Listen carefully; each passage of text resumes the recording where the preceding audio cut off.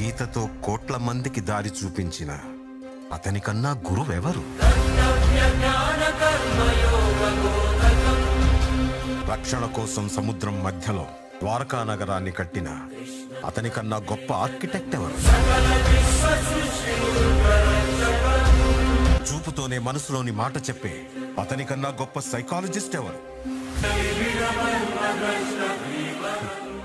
వేణుగానంతోనే గోవుల్ని గోపికల్ని కట్టిపడేసే అతన్ని మించిన మ్యూజిషియన్ ఎవరు? నిత్యారోగ్యంతో ఉండే సూచనలు చెప్పిన అతనికి మించిన డాక్టర్ ఎవరు? ధర్మం కోసం యుద్ధం చేయమని చెప్పిన అతన్ని మించిన వీరుడెవరు?